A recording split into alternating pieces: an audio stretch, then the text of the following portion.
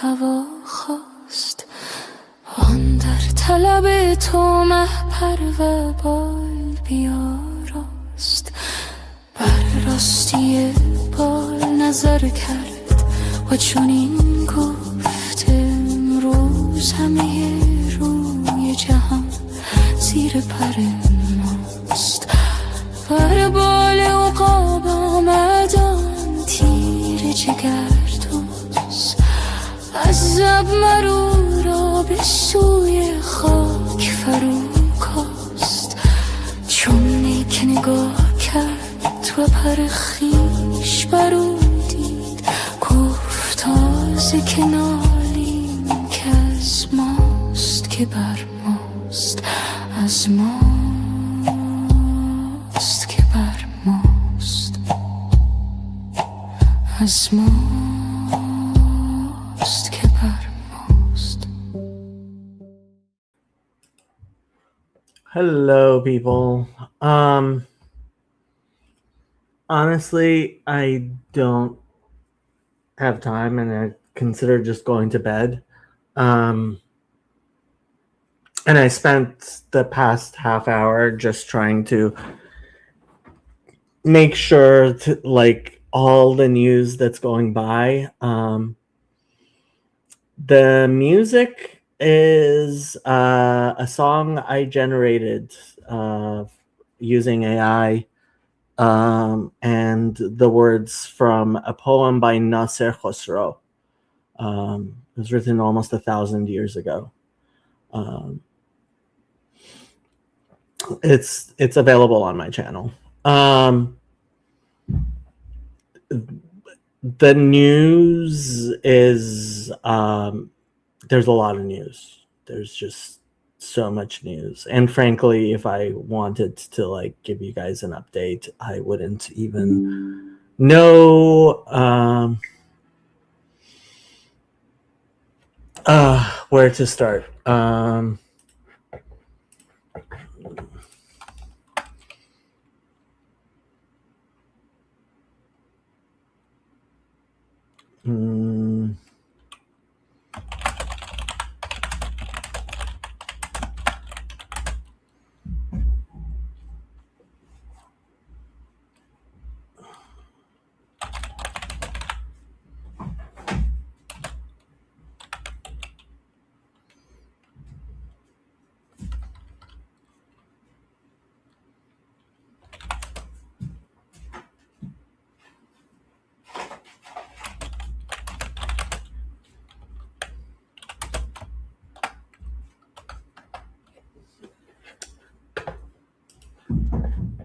Nobody's joining the stream. Here. How much of the news is accurate? Good question. Not sure I can ask what is true. There's a lot of talk out there. There is a lot of talk out there. And there's a lot of stuff people aren't talking about. Like, I am guessing you didn't hear about the UN Security Council resolution today. Which is probably the biggest and most important news. But here, let me see if Google even has UN Security Council. There's one article from the New York Times. Idaho State Journal.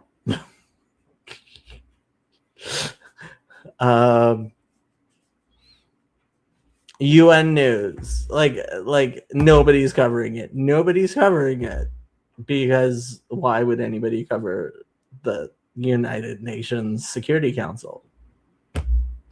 Like, it's not a big deal that like the United Nations Security Council suddenly decided to condemn Iran instead of Israel. Oh, so not newsworthy. Yoav and Chezi both seem to be doing okay. But obviously things are tense, and there are reports of large explosions in Beirut, including some people talking about a new pager attack, whatever that means.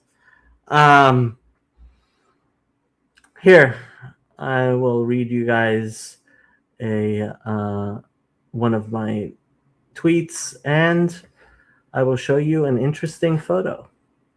That is my grandmother's passport photo when she left Iran. And that is something that one of my cousins wrote and posted my grandmother's picture on Facebook. My grandmother taught me. Did I pull this up? Was I looking at myself? Oh, okay. You guys did see. Okay. My grandmother taught me the Persian words for several generations of grandchildren. I was her nave. That means grandson. She had great-grandchildren, natije, and great-great-grandchildren, nabire. Crazy enough, she saw her great-great-grandson, nadide. And I think she actually saw 2 of them. Now she has many more than 2 nadide.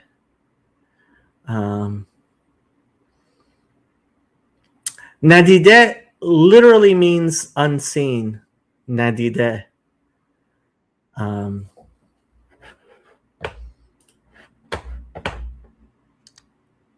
We might have a Sandy. We may have a Sandy. Her first language was Aramaic. She learned Farsi to speak to her husband and English to speak to her grandchildren. She was close to 100 when she died. I didn't type up this story, but I'll tell it anyway. After I finish this thing, I think of her today and how glad she would be to see the Islamic regime fall. Yeah, she would be. She definitely would be. Did we get a Sandy? We got a Sandy. There's a Sandy here. Sandy. Hey, I'm going to switch lights. This is really terrible. How are things in northern Kanekistan? They are well. I don't know if that's better. Things are well. You missed a great Garth. She got to see her great grandchildren.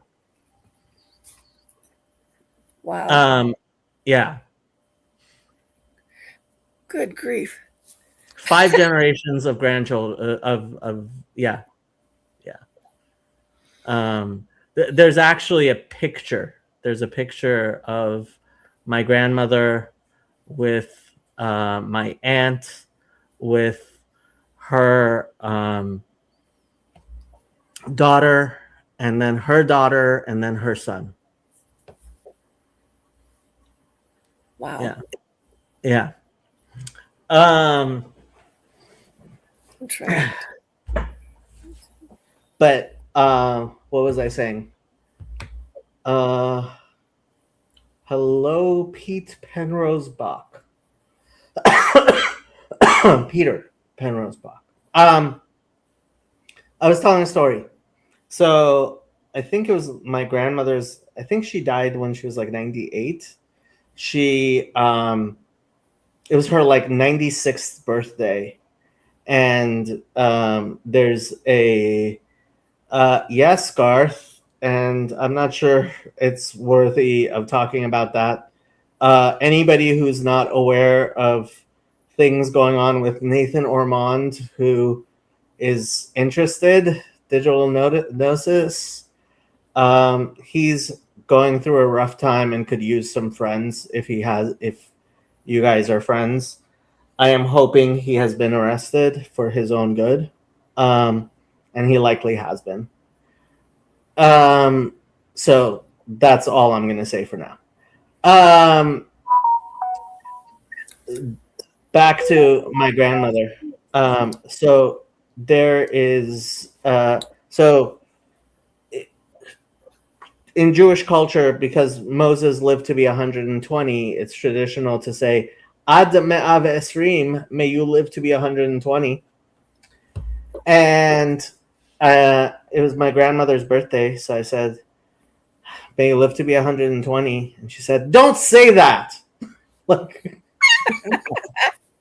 she's like, no, and we were talking about like the words nave, nabire, natije, and nadide. I think I have all of them right. And because her nadide had just been born. And I'm like, Grandma, if you live to be 120, you might see the next generation, and there's no name for it. And she's like, yeah, I've lived long enough. This is good enough for me. Yeah, and she died a couple of years after that. Yeah, she saw a lot of things in her life. Anyway, how you doing, Sandy? How are the Canuckistanis? I'm doing fine. In general, I assume they're okay. Okay. There's, it's not a unified populace.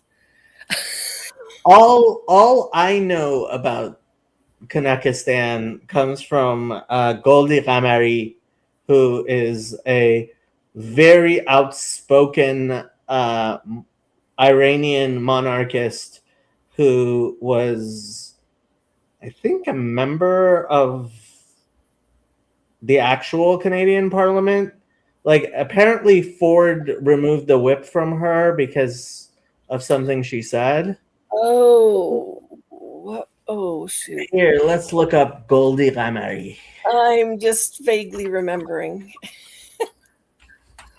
Former member of Provincial Parliament of Ontario. So it was what you call it? Is a Canadian politician and activist who represented the riding of Carleton in the Legislative Assembly of Ontario from 2018 until 2025. A former international trade lawyer, she was found by the Law Society of Ontario to have engaged in professional misconduct and had her license to practice law suspended after repeatedly failing to cooperate with a regulatory investigation. In June 2024, she was removed from the Progressive Conservative Party of Ontario caucus by Premier Doug Ford for what his office called repeated serious lapses in judgment after she met with British far-right figure Tommy Robinson. Okay. Yeah, so she's what's the supposed legal misconduct she yeah. anyway, What did she's an she- interesting person. You were saying, yeah. Oh no, I said, what did she do? Although, like, Tommy Robinson is part of or connected to the guys from Rebel News, I think, somehow. Kind of. He's an Yeah. interesting one. He is Yeah. an interesting one.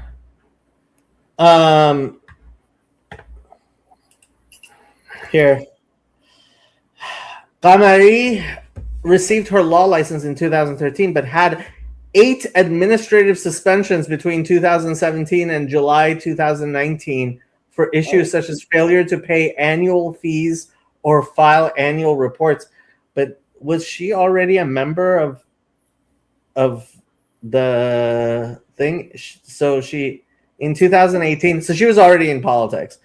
Okay, in January 2019, one of Gamari's former clients pursued an investigation with the Law Society of Ontario for failing to take action on his complaint, which he had said caused him to lose an investment in his restaurant business.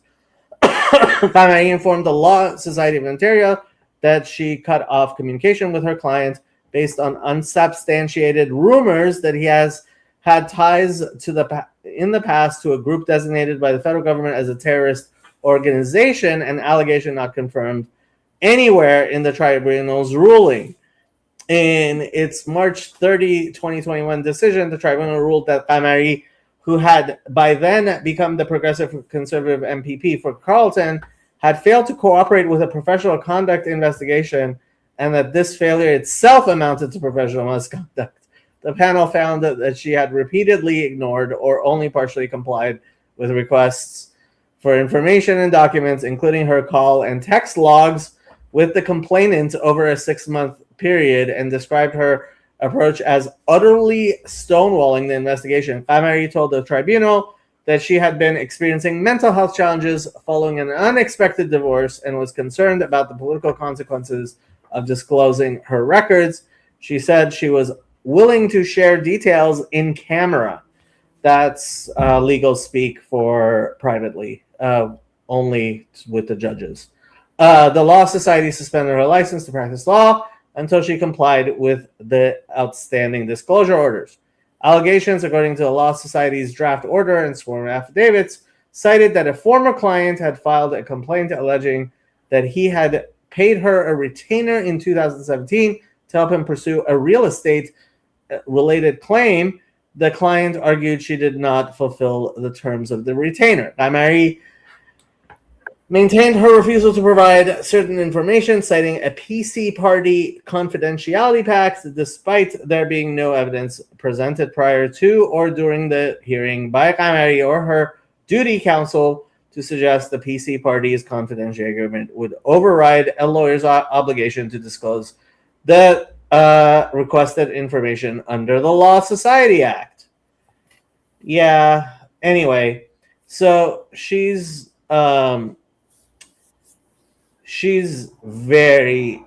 hates Islam with a passion. As you can see from her repeated posts. And look, when you are a refugee from the Islamic Republic of Iran, it is understandable that you would hate Islam with a passion that I think would not be as understandable from somebody who, raised as a Shia Muslim. Kamari has since converted to Zoroastrianism in her adult life. I'm sorry, but most Zoroastrians do not believe that you can convert to become a Zoroastrian. Although, since she has Persian heritage, they might take her anyway. Stuff. How are you doing? I'm doing great. All of this because you said most of what you know about Canada, aka Kanekistan, comes from that source. Well, okay, I've been following her account more closely in the past few days than I usually do. Let's put it that way. Yeah. So I haven't been paying much attention to Canada other than when she tweets about how much she hates Ford. I'm sorry. I don't know much about Ford. I think what's his name? Jordan Peterson liked him. Or maybe he hated him? I don't know. Me neither. I don't know. I know people that I respect who like him. Does the CBC like him? Oh gosh, I don't think so. Okay, so he might be an okay person. I don't think so. But the CBC only likes bad people. Hey, I watch CBC. You should not watch CBC. It is a bad idea to watch CBC. Well, I highly recommend you watch anything other than CBC. No, but this goes back to my original thing about Rebel News, mentioning Rebel News, because all kinds of, in the last 2 or 3 years, I think I have had more suggestions of what do they call it now? The mainstream news streams. I've had more offerings from YouTube of non-mainstream news than I think I've had in the rest of my life. You know what? CBS under Barry Weiss has actually started to almost act like a serious news channel. Sorry, reading. Garth says I get all my news from Jacob. By the way, Garth, like you've been married for how long? I was expecting news from Minnesota. Just saying. I'm sure everything is going well.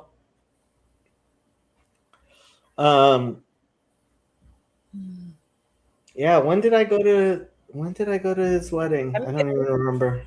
Gut instinct said it's 6 months anyways, isn't it? What?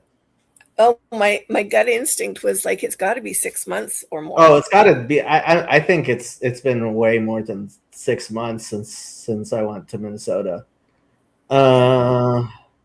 Oh, his wedding was October 2024. ooh, So we're in a year and a half range. He's had way over a year to have a child. So I don't know what he thinks he's doing.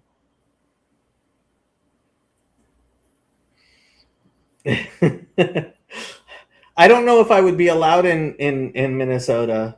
I mean, Minneapolis, CW and Luke would probably protest my landing in the airport, I'm guessing. Maybe. Also, I wasn't born in the United States, so, you know. Minnesota. Yeah. I'm not even sure what I actually think is going on in the States lately or anywhere that they're connected to. I think one of the kindest things I hear is you calling my country Kanakistan. It's like,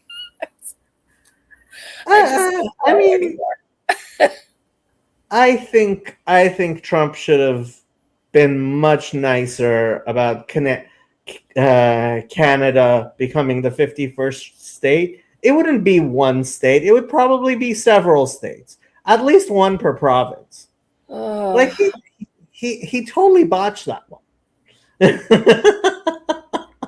Well, we'll agree that he botched it. Yeah, I know, Garth. Alberta can be 5 states as far as I'm concerned. I want them to have 5 senators. I mean, 10 senators. Alberta's now got their hands full between the U.S. wanting them and the indigenous populations checking all their treaty rights with the Queen. What queen? You guys don't have a queen anymore. Now you have a king. This is true. And it was probably a king when the treaties were signed. Treaties are actually important. People should honor their treaties. I sometimes look at the way the world functions and I don't think people even think about, like, they could just drop blops on the paper and say that they were have you ever heard of Shadowrun? Shadowrun? Yes.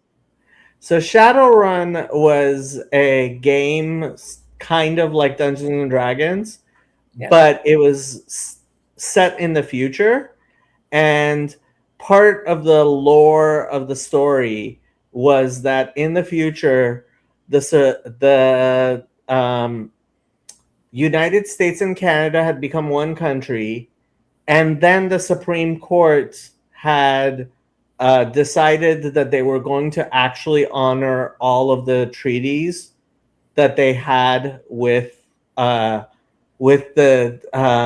Native Americans. And so, like, they had to hand vast territories back, and the incredible chaos that would cause, like, if we were to actually honor any of those treaties, basically goes like, there's no way. Like, sorry, but like, those treaties are old and it was cute, and I'm sorry that 100 years ago people like did stuff, but what's the relationship between the concept of treaties and, agreements, covenants, those things where you're, because my whole life I've believed that you need to have an ethically responsible engagement with your relationships with others. But I don't Sure, get but what about the relationships your parents had with others? that my parents had with others. In what sense? Like, I mean, it's cute to say we should honor the treaties that people 100 years ago or 200 years ago signed with various Native American tribes, but like it's been hundreds of years, and like I wasn't the one who wrote these treaties, you know? It's which is yeah, it's like So, which treaties do you consider important in the world? Not specifically in North America, but anywhere. Like, actually, I what mean, stands out? I think basically international treaties are not worth the paper they're written on because there's no enforcement mechanism. There's never has been.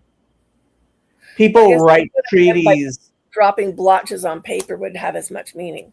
Yeah, people write treaties like okay, so the Convention on War, the Geneva Conventions, right? Those countries that actually hold to them when they go to war, there's a lot less suffering, which is good and nice. And I like the Geneva Conventions, and I prefer that if we are going to go to war, the you know that the countries we go to the war with be Geneva Convention war countries, and that we abide by them and they abide by them. But But do you believe they like are? they're all they are like it's kind of like rules to chess. When the two of us sit at a chessboard, we can play chess if both of us agree. But if I decide I'm gonna flip the board over, you can't say that's against the rules, and suddenly the board gets unflipped. Nope, the board got flipped, regardless of what the rules were. You know? Yeah, sadly, I do know. Which is why Here, you I have ask, a better example. and I'm like, it depends who you ask. I have a better example. Let's say the two of us are playing chess and you've never seen en passant before, which a lot of people don't know about the rule en passant, right? And we're playing chess and you make a move and I do an en passant, right? I take a pawn you thought I couldn't take, and I'm like, ha ha, I took it, right? What do we do then? You were playing that entire game not knowing about that rule, and I can pull out rule books with this obscure rule nobody's heard about, right? It's yeah, like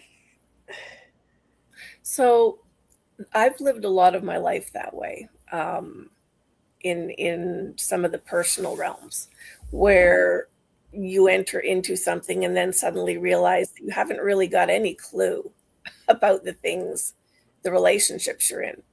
yeah, Uh, that's life.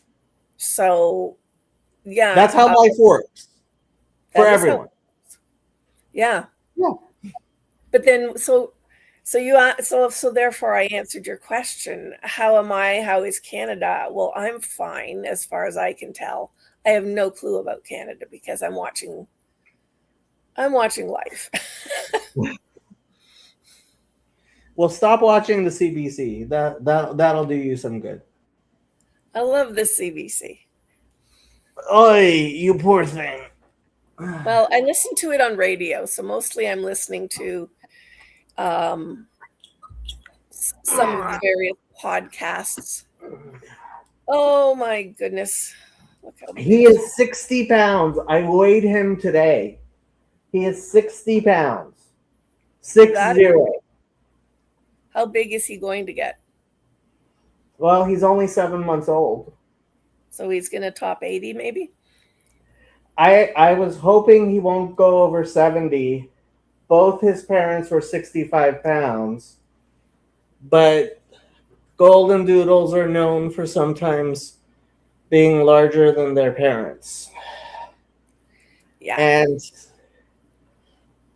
yeah, he might get up to 80. I'm hoping he'll stick to 70. I've never had a dog more than 70 pounds before. And my mom will be like, he's so big. She thought he should have stopped growing about 2 months ago. Well, she thought he should have stopped growing when I got him. He Yeah. was rather cute size when you got him. Well, now he's 60 pounds and he's not going to shrink. And we can't chop pieces off of him. Nope. Nope.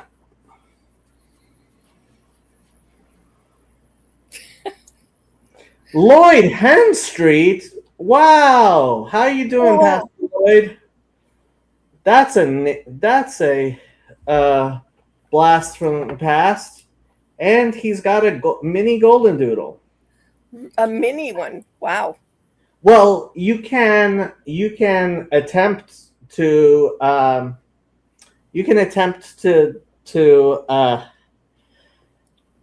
breed any size poodle. So a miniature poodle, he's a standard. So his father was a standard poodle, and his mom was pretty big. I mean, she was also a standard golden doodle. But the thing with miniature poodles is if you breed a miniature poodle with a golden retriever, you might end up with something that's much bigger than the golden retriever. Much, much bigger than the golden retriever. Because poodles were never meant to be the miniature dogs that they are now. A standard poodle is larger than a golden retriever. Yeah, I had a friend who, in my teens, who had two standard poodles, and they would be his size anyways. Yeah, I mean, he's about standard poodle size. But he's only 7 months old. You're only 7 months old, puppy. That's why you act this way. I'm doing well. Haven't been by much lately, but good to see you too. Well, it's good to see you, Pastor Lloyd. Arg.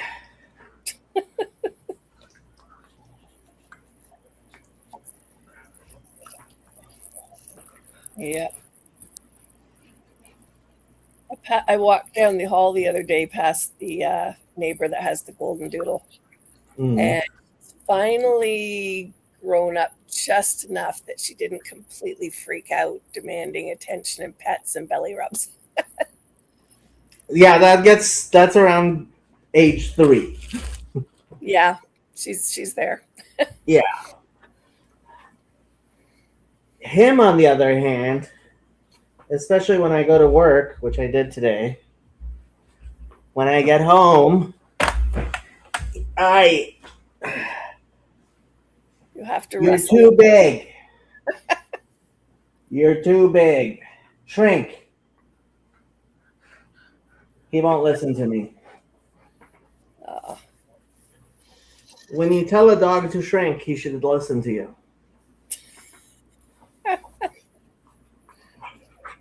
He doesn't know that command yet. Nope. No. But yeah, but it's good to see you on screen again. I watched a few of your updates on the world at war. Oh, but and then heard possible West Coast issues related to it today. So Yeah, apparently today that's one of the pieces of the news. The FBI warned California that Iran had plans to attack it, which is not surprising to me, because that's what Iran does, and that's how they want you back. I mean, it takes some doing to be a Muslim country that gets condemned in its fight with Israel. You gotta make a lot of enemies that way for the United Nations to side with Israel against you. Like, that doesn't happen. But Iran is playing the madman, and you know, when you act like a mad dog, people put you down like a mad dog. And So I'm what's just your take on their view on the view that the new oh gosh, Ayatollah. yeah, is unwell. So well, I mean, I don't know if you've seen all the cardboard memes, but apparently when they had like announcements, because he hasn't even made a video, they were using cardboard cutouts. And people have started making all kinds of memes about cardboard ayatollahs. There are unsubstantiated rumors that he is in the hospital, that he has been injured, and some people have been claiming that he might even be in a coma. The fact is, it doesn't even matter, because it's not like he's making decisions. Even if he was, let's say he's perfectly well, he's a figurehead. What's his name? Larijani? I think Ali Larijani and the Larijani brothers are probably the ones making most of the decisions. Let's see. Who are the Larijani brothers? Here, let's have Grok explain this to us.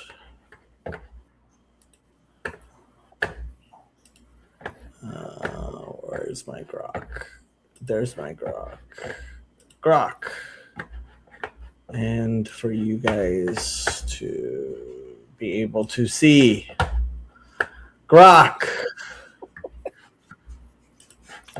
tell us about the Larijani brothers. I hope I have the right people. I might have the wrong people. I think it's the right people. The Larijani brothers, often referred to as the Larijani family, are one of the most prominent political dynasties in the Islamic Republic of Iran. They come from a respected Shia clerical background. Their father, Ayatollah Mirza Hashem Amoli, also known as Hashem Larijani, was a grand Ayatollah. The family originated from the Mazandaran region, but spent time in Najaf, Iraq, where several sons were born before returning to Iran in the 1960s.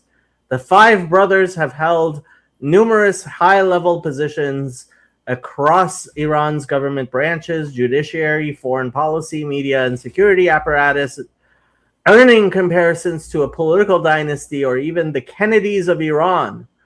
They were especially influential during the 2000s and 2010s, at times controlling key levers of power. Key brothers and their roles. Ali Larijani, the most well-known brother, a philosopher by training. He has held roles including head of the Islamic Republic of Iran Broadcasting, national security roles, longtime Speaker of Parliament, key figure in supporting the 2015 nuclear deal, JCPOA, which Hamas, Rhodes, and Barack Obama thought was a good idea. He is not a cleric, but has deep regime ties.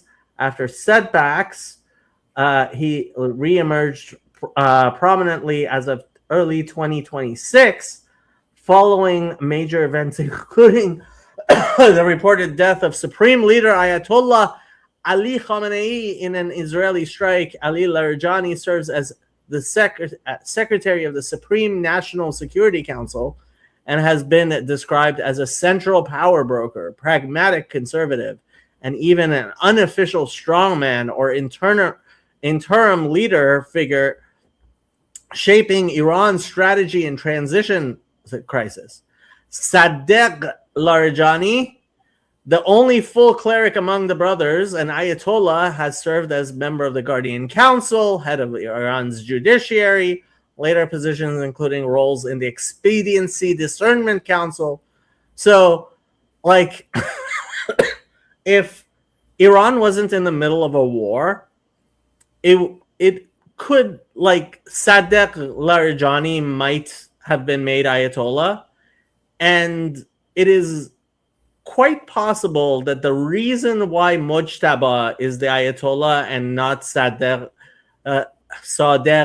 Larijani is because his brothers want to keep him alive for now. I was just going to ask that. yeah. Mohammad Ardashir Larijani, who actually does not have a PhD in mathematics from UC Berkeley, but claims to. And then Fazel Larijani, and then Bagher Larijani, who's apparently a medical doctor. Anyway, Why did so I just see Ottawa go past? What? Oh, sorry. What was the accusations, or what was it? Oh, I just saw Canada. No, it's okay. Oh, as cultural attaché in Canada's Iranian embassy. So, okay. Yeah, so, like, the Larijani brothers probably control Iran more than Mojtaba ever will. But, I mean, did you hear about the drone swarms? Which ones? The ones that had taken over the skies of Tehran over the past night. Oh, only the past night? Because weren't there swarms earlier and then? Yeah, but now they seem to be hunting down the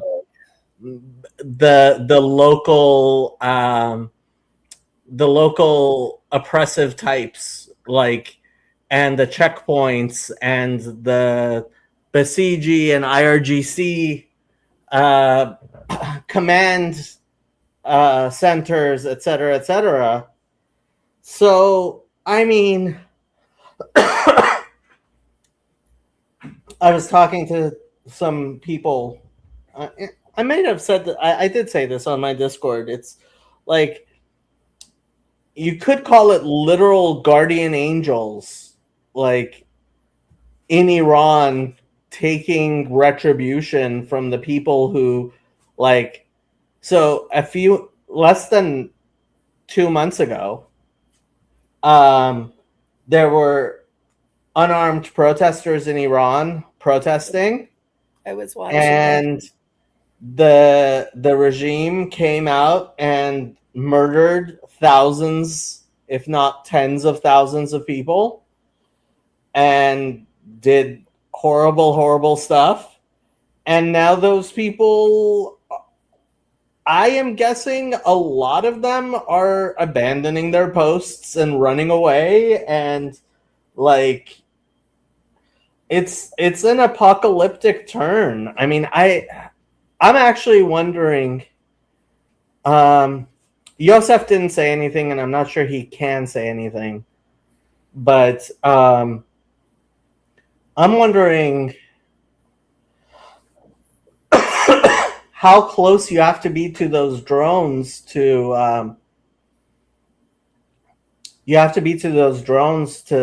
operate them. Because, like, if they're operating in Tehran, why would you have to be close to them? Because Do they have in less order to make them move quickly, like even milliseconds matter, Mm, right? So in order to have a response time, the you can't have lag. Like even a second or two of lag is just too much. Um, and so AI is probably at least partially making up for that lag, unless, I mean, Israel could have people running drones in Tehran. It's possible. But yeah, I mean, what exactly is going on is difficult to know.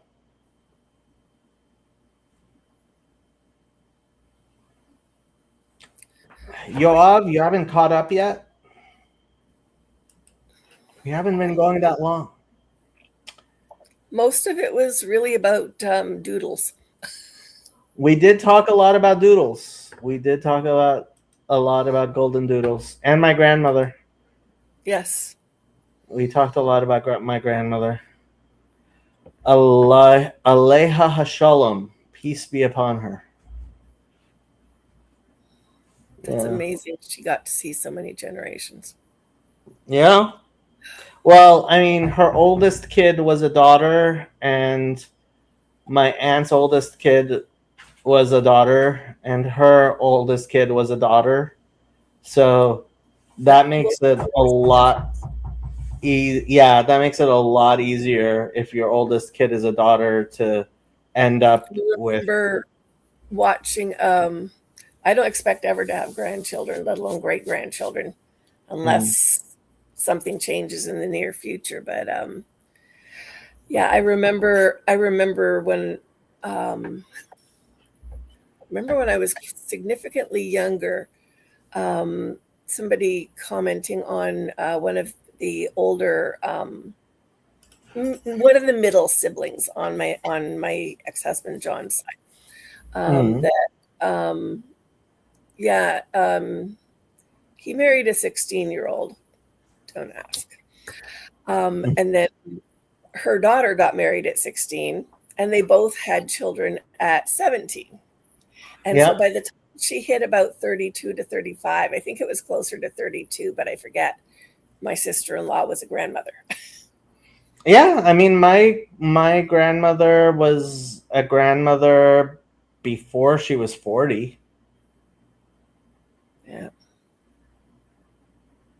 I actually know people that I'll run into when I'm at work at the store, who'll be talking about having grandchildren or a great grandchild. And I'll look at them and they're like my age. And I'm like, yeah, you know, my younger sister's oldest grandchild is a teenager already. And I'm like, yeah. Look, my nephews, I mean, my sister is old enough, and she's only a couple of years older than me. She's old enough to be a grandmother now. Yeah. Yeah. Yeah. It's kind of nice when I see people that are just in their midlife who are grandparents. That sounds kind of crazy, given everything all the younger people are complaining about being the obstacles, right now. But even so, it's kind of nice watching some of the grandmas come out shopping with their daughters and their grandchildren, and yeah. Yeah, I mean, having your first kid in your 20s is not abnormal. Nah, I tried. Yeah. I just didn't really hit the mark until 30. So, and Yeah. at that, yeah. But yeah, no, it's really nice. I have a number of friends who have grandchildren, and that's absolutely amazing that your grandmother was able to have that many around her. I know a few in the Dutch community my age who are sitting with little groups of great grandchildren around them, and very likely could go on to the next round. Speaking of grandfathers, Ah, yes, one of our wisest ones. Well, it's such a pleasure joining your discussions. Okay, drones. I've been following the war in Ukraine since it's begun very closely. There is a range for the operation of drones, something between 10 and 20 miles. Mm. This is why it sort of resembles the First World War, moving slowly. Mm. But it's not trench warfare because you didn't have drones in the First World War. So, I mean, there are all kinds of drones. There are the drones that are on long missions to targeting a specific immobile target. They have much larger range. There are surveillance drones. The lag time doesn't matter so much. For what they call the first-person drones, the FPV, first-person view drones, that's when you have it's not only lag, it's the communication needs to be secure from interruptions. Often they're operated by fiber optics. So they're actually tied with with a string to the operator.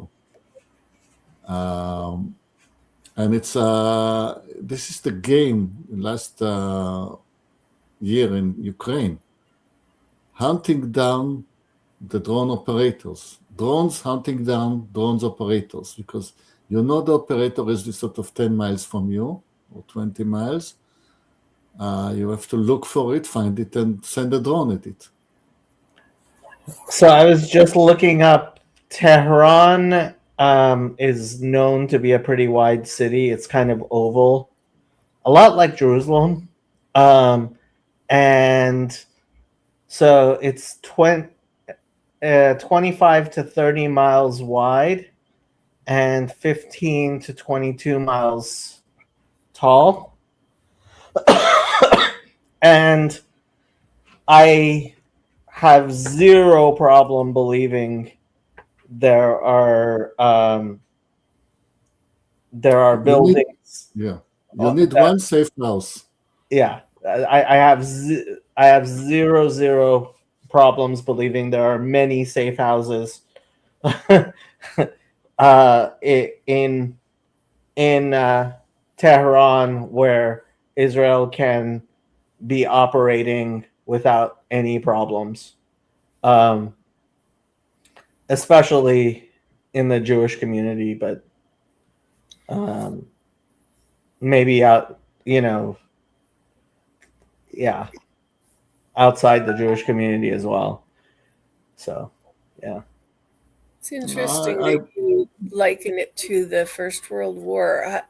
Does that mean that although the tools may have changed, a lot of the processes are still very similar throughout different wars? Every war is different. It's famous. You always prepare for the previous war, and you're always surprised. The war in Ukraine, in 3 years, it is changed completely 3 times. Completely different rules for every. No, you don't put your safe house in a Jewish house because this is the first place they will look for. You put it. They can't go through the entirety of the Jewish neighborhood. There are thousands and thousands of Jewish families. Anyway, you change it every day, of course. You don't stay in the same safe house every day. Anyway. We are on the first day anyway. Of the drones attacks, yeah. Yes, of this phase of the, which we predicted. I mean, we should give ourselves a badge, a golden star. We have predicted this stage.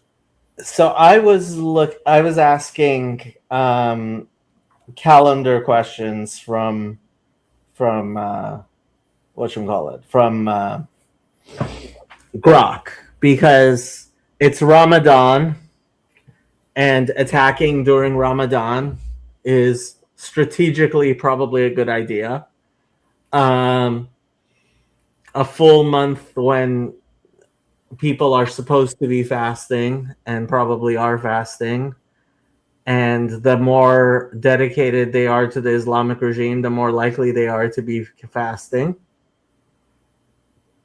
And I don't think it's lost on certainly the more religious members of the Israeli cabinet that Ramadan this year fell on Adar, which has great symbolic value, not just in terms of Iran and Israel, but also just in general fighting wars as Israel. And this year, Nowruz falls right after Eid al-Fitr, which is the end of Ramadan. And so, like, yeah, I could definitely see like Nowruz being considered an important date to basically try to instigate the return of the Shah on Nowruz. What is this holiday? Oh, Nowruz is the Persian New Year. Mhm. Yeah. Which is Pesach. Which, well, kind of, yeah. The thing is, it's a solar calendar event, so it doesn't necessarily fall around, like, it doesn't necessarily fall right on Pesach.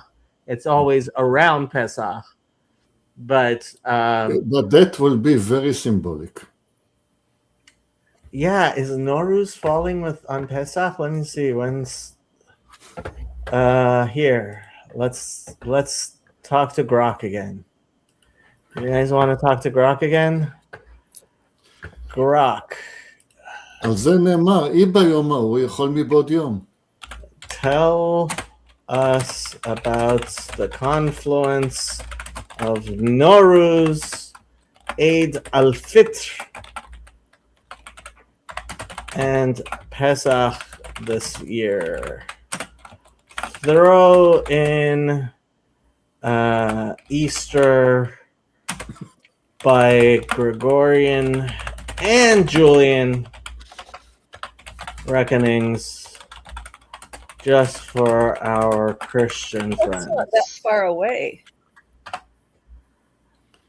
It's March 20th this year. Yeah, so Nowruz always falls, I believe, on March 22nd or March 20th or something like that. Yeah, but that's not that far away. That's like a week. So. Yup. Yeah, we are in the last 10 days of... In 2026, several major spring holidays from different cultural and religious traditions align in intriguing ways, creating a notable confluence around late March and early April. This clustering highlights shared themes of renewal, liberation, and celebration across Persian, Islamic, Jewish, and Christian observances. Below, I'll outline each holiday's significance, its 2026 dates, and how they intersect this year. Nowruz, Persian New Year. Nowruz, meaning New Year in Persian, marks the arrival of spring and the start of the Zoroastrian-influenced Iranian calendar year.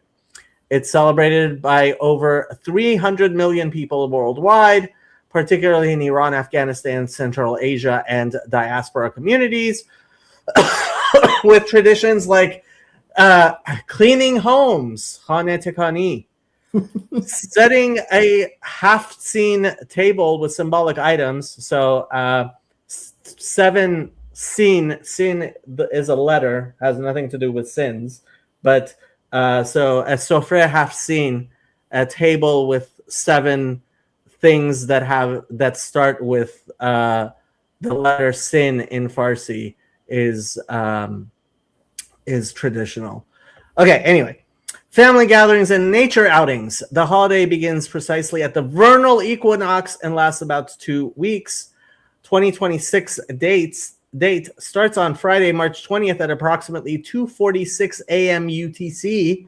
Adjusting for time zones, this could be March 19th evening in some regions. Eid al-Fitr, festival of breaking the fast. Eid al-Fitr concludes the holy month of Ramadan in the Islamic lunar calendar, emphasizing community, charity, zakat al-fitr, feasting, and prayer. Muslims worldwide gather for special congregational prayers, exchange gifts, wear new clothes, and share sweets like dates or baklava. The exact date depends on the sighting of the new moon, so it's often tentative until confirmed. 2026 date expected it to begin at sundown on Thursday, March 19th, and end at sundown on Friday, March 20th, potentially shifting by a day based on moon sighting.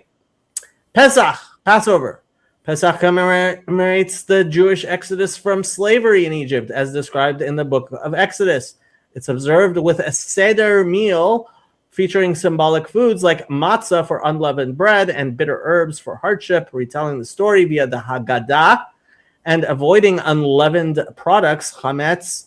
The 8-day festival, 7 in Israel, focuses on themes of freedom and redemption. 2026 dates begins at sundown on Wednesday, April 1st. So we got another 10 days to go. And yeah, it's because it's the 14th, right? So it's actually 2 weeks after all of this other stuff is happening, because it's the new moon. It's Rosh Chodesh Nisan, and ends at nightfall on Thursday, April 9th. Is it Rosh Chodesh? Eid al-Fitr and Nowruz are going to be Rosh Chodesh. Yeah, but Pesach. Pesach is on the 14th. Okay, not Rosh Chodesh. Yeah, it's 2 weeks later. Okay, then the Rosh Chodesh. Okay. Yeah, so Eid al-Fitr is Rosh Chodesh. 2 weeks later is Pesach. Okay. And then another 2 weeks, you have another Rosh Chodesh. Okay, so it will fall on Rosh Chodesh Nisan. Yes, that's what I said. Okay. And Pesach falls on April's full days.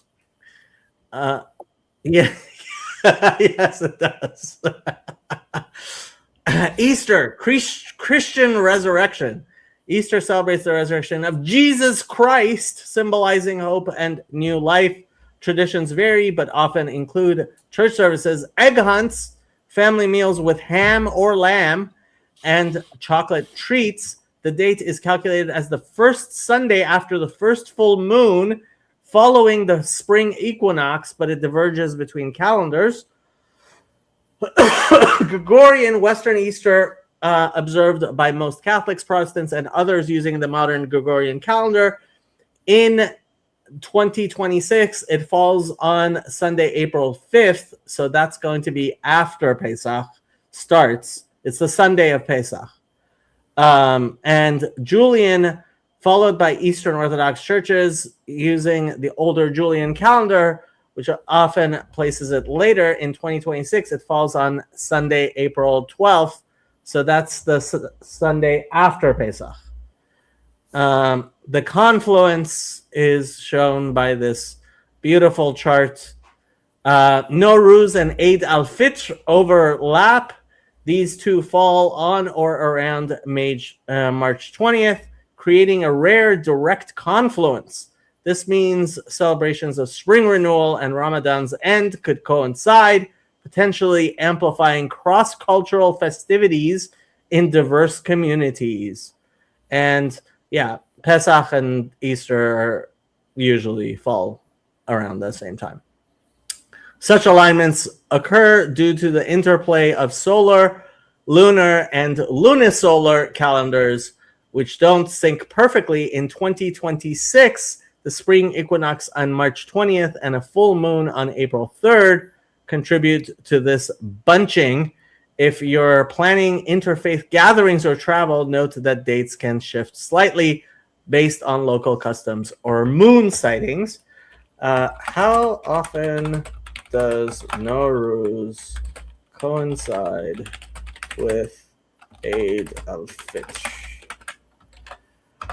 Probably once every 10 years or so. Are quite infrequent. Eid al-Fitr only lands in the narrow 4-day window for a brief period every few decades. Exact same day coincidence every 30 to 40 years. Close overlaps every 20 to 35 years. In recent history, yeah. And then they said there is no good. I never said that. Yeah.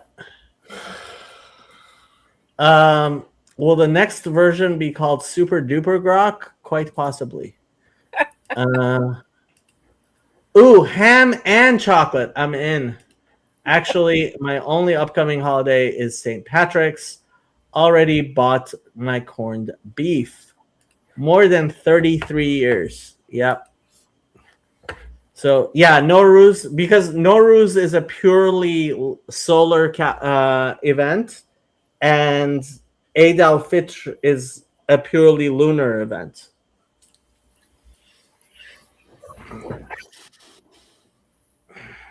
Yeah, this is the first time in my life I've actually had to try to figure out whether somebody is using the solar Hijri or lunar Hijri calendar. I mean, I've known about the difference because Iran is on the solar Hijri and the rest of the Muslim world is on the lunar Hijri, but it was the first time that it actually became an issue. And I'm guessing you didn't even know there were 2 Hijri calendars. Should have guessed.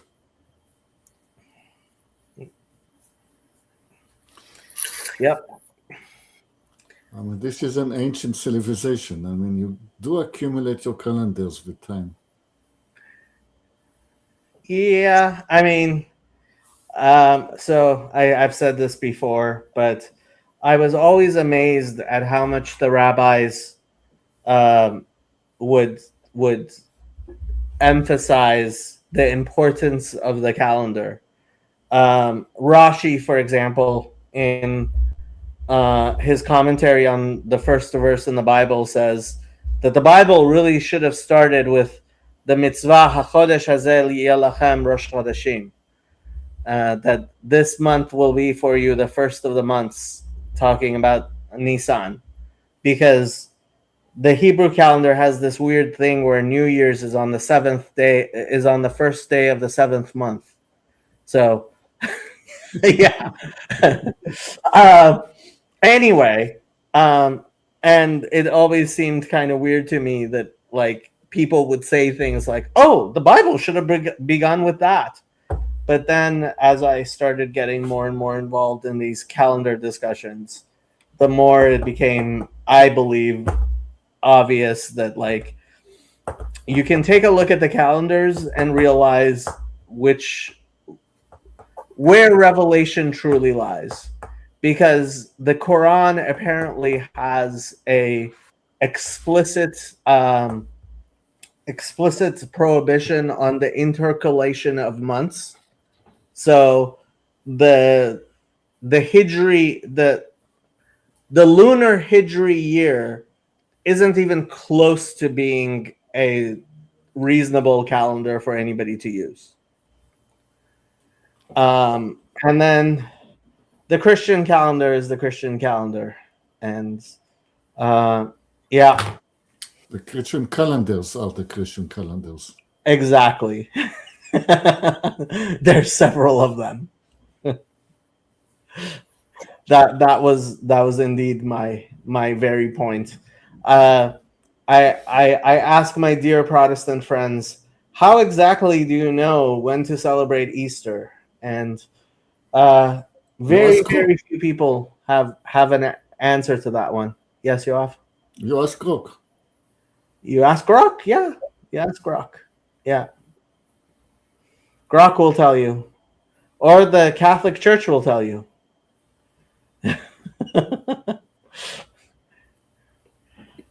Yeah.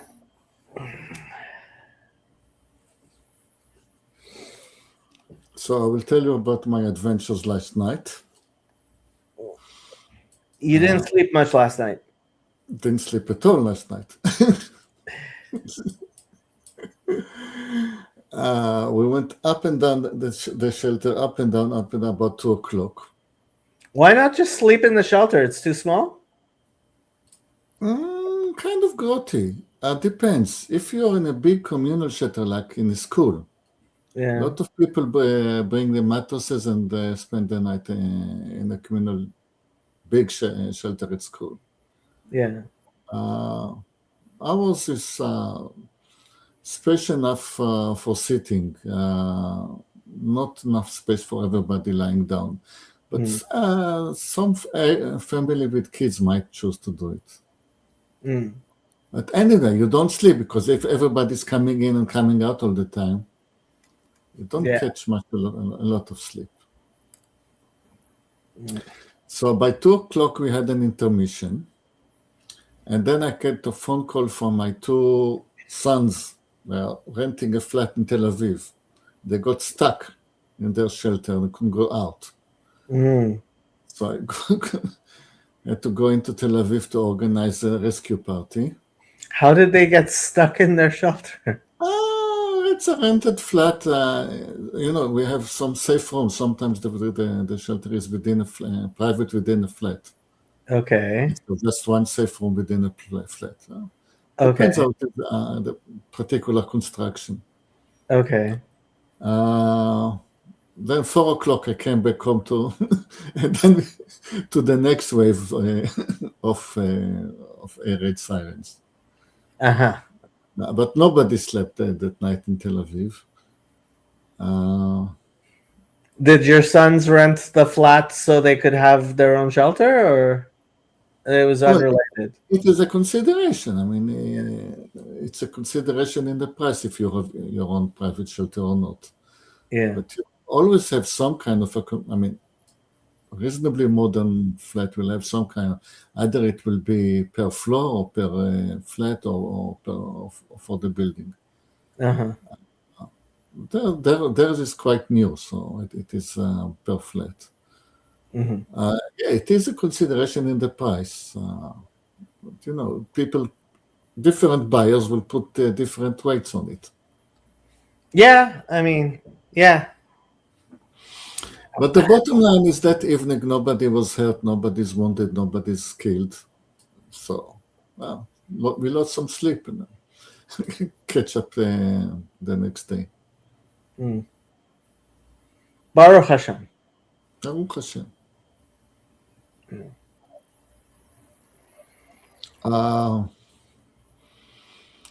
Also, my news, I briefly had a chat with Claire in one of her broadcasts.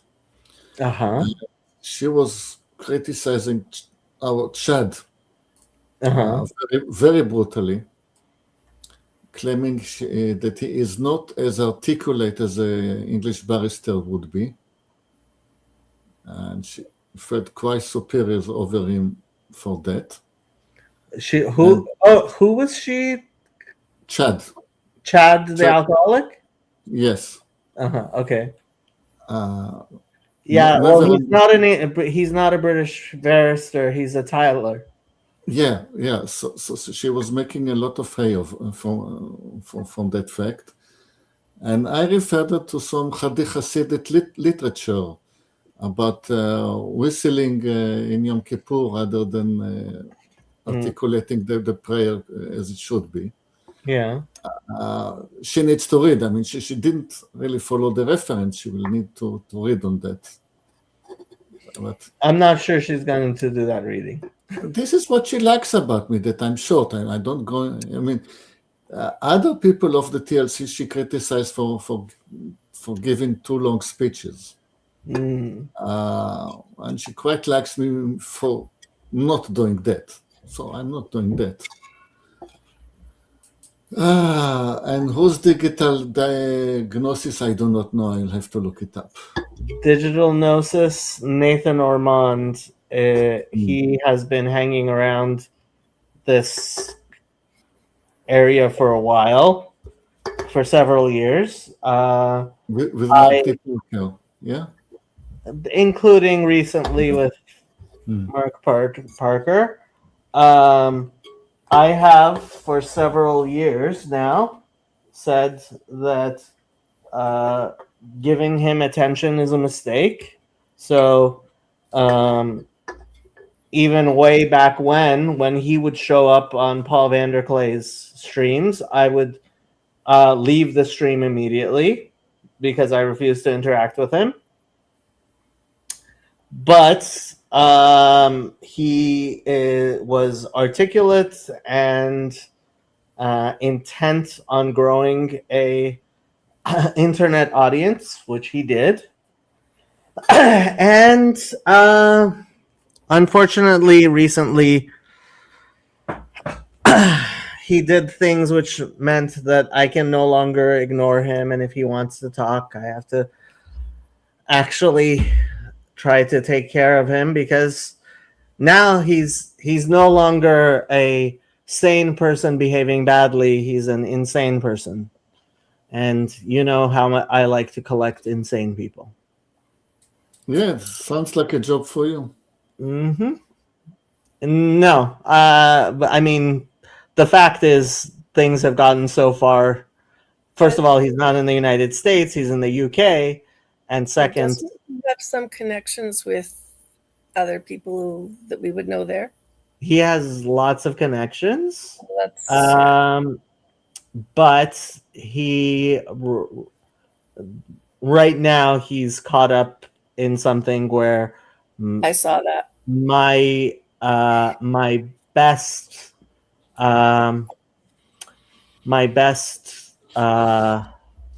hopes for him is that when the police, I'm sure the police have already been made, I know for a fact the police have already been made aware, he will likely have a welfare visit, which in Great Britain is actually done, I would say, better than it is here in the United States, and maybe even better than it is done in Canada, I believe, knowing the health systems in both those countries a little bit. And hopefully his channel is not going to be used for a little while, and he's going to be staying off the internet for at least 6 months. Digital Gnosis, Nathan Ormond, my dear friend. Yes, we do have a friend in London area. Our good friend Hayo. Comment on his Substack, talking about his stupidity. You saw who comment on whose Substack? He wrote. Who's he? Nathan. Oh, okay. Nathan wrote, okay, on his own Substack? Yeah. Recently? Yeah. Okay. Yeah. Okay, so I don't know. I don't know that it's going to help. I'm glad to hear you would be maybe chatting with him if he was interested in chatting with me, which I doubt now that he would. But right now, my orientation towards sane people who behave badly is to speak harshly and and tell them to F off curtly when necessary. I don't take the same orientation towards people who are mentally ill.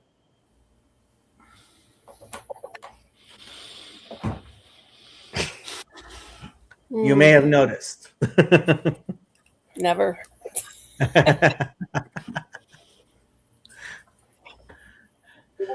It's funny. You two are my two certified peer counselors. Yeah, you're the two people I've used as peer counselors so far. Interesting. Yeah. Don't tell anybody. No, Me we won't let neither. it get out anywhere on YouTube. Nowhere. Yeah.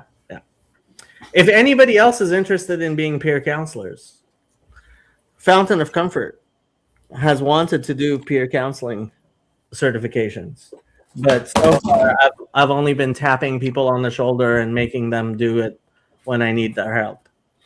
And you two are two people I've tapped on the shoulders. So thank you very much for your help. You're As I welcome. said, I have too much time on my hands, and I will have more time on my hands in the future. Fanfare Passion Project. I don't actually know who you are. You're kind of new here, but if you're interested, jump on the Discord. We can certainly use more peer counselors. You were saying, Yoav? No, nothing much. But I still have my place of work, and it's been a week, then we're supposed to be back in the office. So I'll have to start my day. You're actually working? How dare you? Yeah. Not for long hours, because in the afternoon in more times, my grandchild is with his other grandparents because they have a better shelter. So they have a lot of work on their hands because kindergarten is still off. So in the afternoon, I come and do my shift.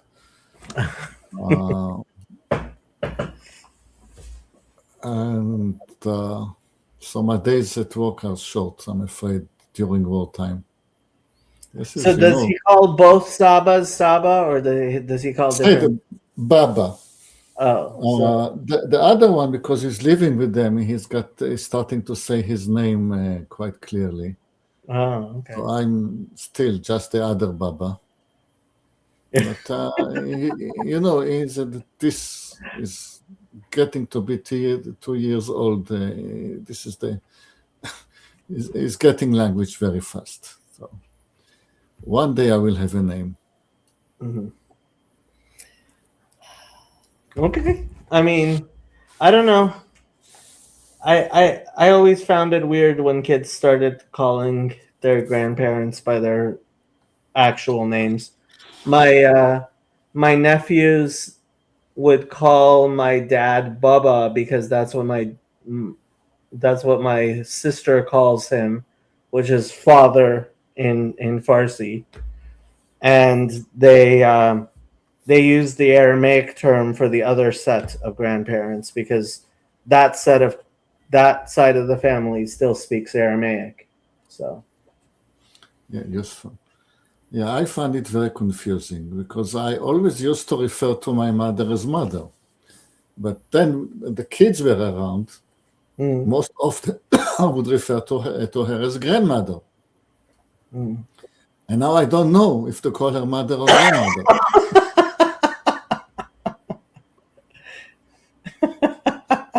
I mean, I'm just a poor engineer. I want things to have constant labels. Why? How come labels are relational? It's very confusing. You want to hear something more confusing? So in Farsi, the junior member of the family calls the senior member of the family. The senior member of the family calls the junior member by the title of the senior member. So I call my uncle, and my uncle calls me uncle. It's so clear. Very clear. I call my father, and my father calls me father. course. Rules needs to be have consistency. Yeah. Okay. I have observed too much in this podcast. You're learning way too much about Persian culture. But yes, so my friends, my American friends, were very confused when I started calling my father Bubba in front of them, because Bubba is a name in English, and it's a name that's actually, at least in California, considered kind of derogatory, right? But it's Okay. isn't it a label more than a name? I mean, Like it is an actual name. There are people named Bubba. It's Wow. just in California you would never name anybody Bubba. It's I a had no southern it's a southern name. I think it's short. I don't think it's short for Robert, but it might be. But here, let's ask Rock, because why not? Okay. Sorry, I have to go to work. So have fun. But my friends, what is Bubba short for? But my so I explained that I call my dad Bubba because Bubba is Farsi, right? It's a nickname in the southern United States for brother, so it's Okay. not an actual. Anyway, so I guess it's brother, but what was I saying? But then they're like, so why does he call you Bubba? It's like, well, you see, yeah. Yeah. If you have his number, yeah, you might want to check in on him. Yeah. Yep. And no, not Baba Ganoush. Not that guy. And yes, I am sure he can use prayers. Yeah, I messaged Tayo as soon as I saw the note in your Discord. Hey Tayo, have you talked to? Yeah. Strangely enough, following one of your live stream chats or something a year or so back, I don't even remember when it was. I think it was on yours. There was something that I came into a chat, and he was in that, and stayed on in StreamYard afterwards for a bit and chatted with him. So I was kind of like, Nathan on one of my streams? Maybe it wasn't. I thought No, it was not my stream. He has not been on my channel ever. Would anybody who used your channel a year and a half back have let him in, or? Oh, it sounds like the type of thing Chazi would do. I think David may have had him for a Bible study. Yeah, that sounds likely. Whatever it was, I remember chatting with him for maybe a half hour or so, and so I was kind of concerned when I read that. Wanted to make sure at least the only person I knew that might have had connection with him was Tayo, so I thought, well, I'll just ask Tayo. Hey. Yeah. Yeah. Okay, it's late at night. Why are there so many people watching? I have no idea. There's over 10 people watching, apparently. Oh, hey, some of them are on the same time thing as me. Some of them are. Some of them are in London. What time is it in London? What time is it in London? It is 5:32 a.m. Sounds like Tayo's just getting up for the morning. Yep. I have to go to work tomorrow. Oh my goodness. You should go to sleep. I probably There's should. a I'm pretty statement. tired. I didn't get much. I'm supposed to get a CPAP soon. Oh well, Oh yeah, that'll help. My son has one. hopefully it will. We will see if, but apparently my CPAP's not in stock, so I have to wait for it to get shipped. I did want to point out the one thing about Iran in my Iran update. United Nations Security Council Resolution 2817 2026. 11 March 2026, Resolution 2817 2026, adopted by the Security Council at its 10,119th meeting. I did not realize that the Security Council has met over 10,000 times, but I guess that makes sense. Maybe. On 11 March 2026, the Security Council, having considered the letter dated 28 February 2026 from the representatives of Bahrain, submitted on behalf of the member states of the Cooperation Council for the Arab States of the Gulf, GCC, Kuwait, Oman, Qatar, Saudi Arabia, and the United Arab Emirates, concerning the missile and unmanned aerial vehicle attacks by the Islamic Republic of Iran against their territories, reiterating its strong support for the territorial integrity, sovereignty, and political independence of Bahrain, Kuwait, Oman, Qatar, Saudi Arabia, the United Arab Emirates, and Jordan.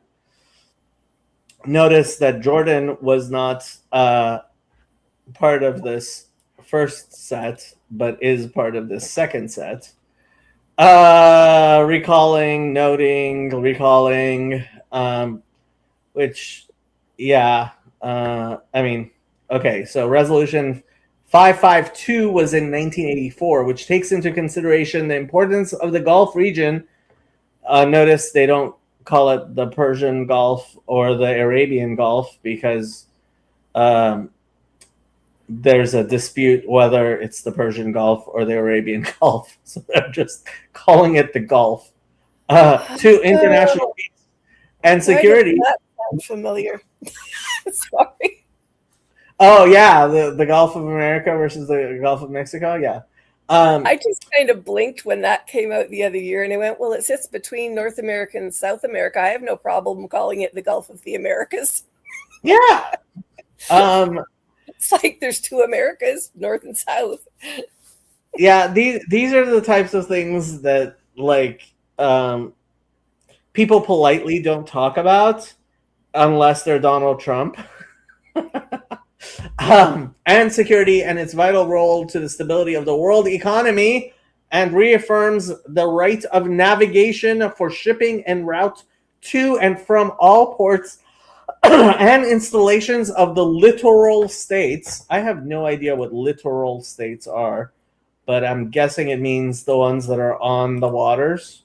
Littoral. Relating to or situated on the shore or of the sea or a lake. Okay. Yes. Wow. That are not parties to the hostilities, affirming self-defense, deploring the deliberate targeting of civilians and civilian objects by the Islamic Republic of Iran, including airports, energy installations, objects necessary for food production and distribution, and critical civilian infrastructure, as well as the indiscriminate use of weapons in populated areas and their consequences for the civilian population, as well as attacks and threats on merchant and commercial vessels in and near the Strait of Hormuz, and at the disruption of maritime security and the adverse impact on international trade, energy security, and global economy resulting from destabilizing activities and regional tensions in violation of international law. Further noting, affirming, reiterates its strong support for the territorial integrity, sovereignty, and political independence of Bahrain, Kuwait, Oman, Qatar, Saudi Arabia, the United Arab Emirates, and Jordan, condemns in the strongest terms. This is a strongly worded letter from the United Nations Security Council. It must mean things, I guess. By the way, it passed 13-0 with 2 abstentions. You will never guess what the 2 abstentions were. They were China and Russia. Russia tried to have an alternate resolution, which only called for ceasing of hostilities, and I think even mentioned Israel, because why not? This one doesn't mention Israel or the United States at all, which is the shocking part. Condemns in the strongest terms the egregious attacks by the Islamic Republic of Iran against the territories of Bahrain, Kuwait, Oman, Qatar, Saudi Arabia, and the United Arab Emirates and Jordan, and determines that such acts constitute a breach of international law and a serious threat to international peace and security. Further condemns that residential areas were attacked, that civilian objects have been targeted, and that the attacks resulted in civilian casualties and damage of civilian buildings, and expresses solidarity with these countries and their people. 4, demands the immediate cessation of all attacks by the Islamic Republic of Iran against Bahrain, Kuwait, Oman, Qatar, Saudi Arabia, the United Arab Emirates, and Jordan. And I did not realize how hard it is to say Qatar while reading a bunch of English names. 5, demands that the Islamic Republic of Iran immediately and unconditionally cease from any provocation or threats to neighboring states, including the use of proxies. 6, calls upon the Islamic Republic of Iran to comply fully with its obligations under international law, including international humanitarian law, particularly regarding the protection of civilians and civilian objects in armed conflict. 7, reaffirms the exercise of navigational rights and freedoms by merchant and commercial vessels in accordance with international law must be respected, particularly around critical maritime routes, and takes note of the right of member states in accordance with international law to defend their vessels from attacks and provocations, including those that undermine navigational rights and freedoms. 8, condemns any actions or threats by the Islamic Republic of Iran aimed at closing, obstructing, or otherwise interfering with international navigation through the Strait of Hormuz or threatening maritime security in the Bab al-Mandab. I don't actually know what the Bab al-Mandab is, but I'm guessing it's close to the Strait of Hormuz. Affirms that any attempt to impede lawful transit, passage, or freedom of navigation in these international waterways constitutes a serious threat to international peace and security, and calls upon Iran to refrain immediately from any actions or threats in accordance with international law. And 9, decides to remain actively seized of the matter. This is an actually shocking development. Iran, this is very, very important, and the fact that no one's paying attention is idiotic, but nobody ever accused the news media of the operating in the West to actually care about anything.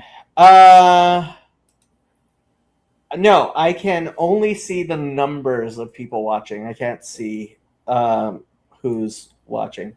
Off for a run. Good night, America. Pray for Iran and pray for Nathan and pray for Lebanon and pray for Israel. Have a good run. Interesting. Okay, Claire. You're going for a run too? Great. I am glad you run, Claire.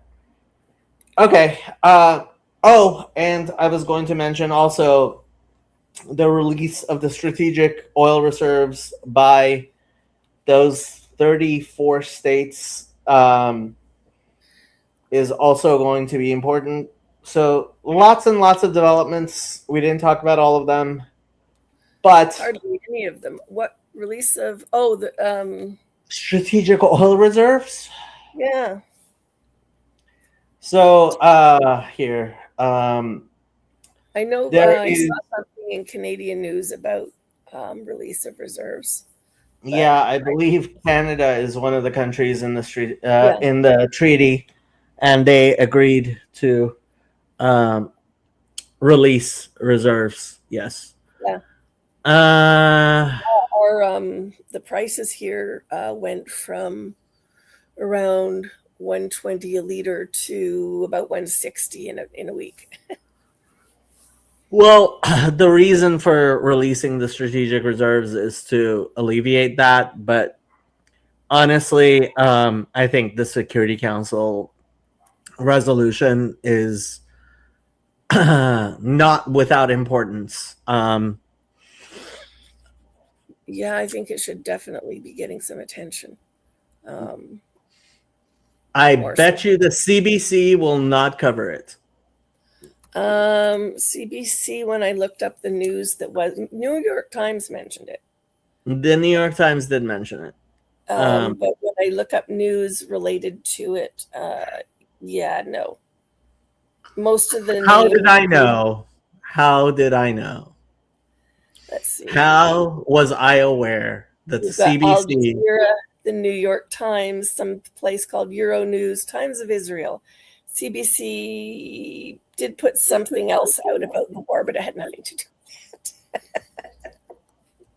Yep, and these are people who supposedly claim to actually care very much what the United Nations and the Security Council say, unless it says something they don't like. Anyway, okay. Which song would you like me to play? Bar Must, the song about the eagle, or the song about Reza Pahlavi? Oh, that's You got to. original. I mean, I could play the both of them, but that would require me to stay up even 2 more minutes. No, you opened with the one. You opened with Eagle, finished with With the Reza Pahlavi one. There we go.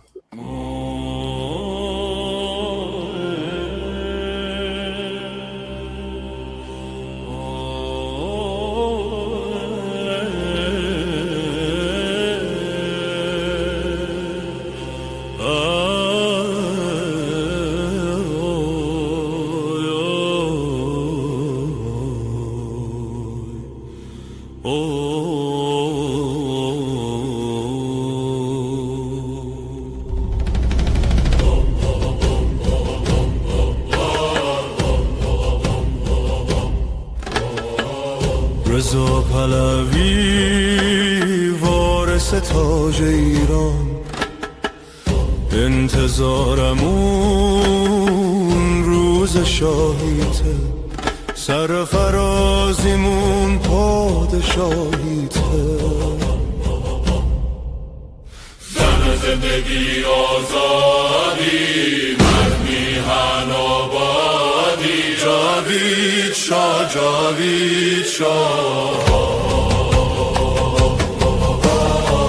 این ملت آزادی میخواد، به جای غم شادی میخواد، ایران آزاد شکوه دیرین میخواد. زن زندگی آزادی، مرد میهن آبادی، جاوید شاه، جاوید شاه.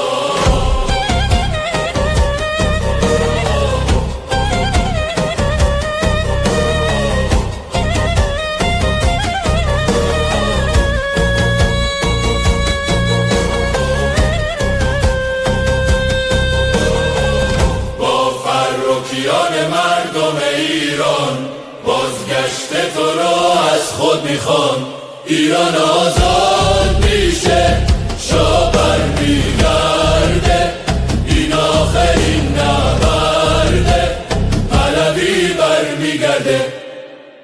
زن زندگی آزادی، مرد میهن آبادی. جاوید شاه، جاوید شاه، این آخرین نبرد پهلوی برمیگرده. جاوید شاه، جاوید شاه،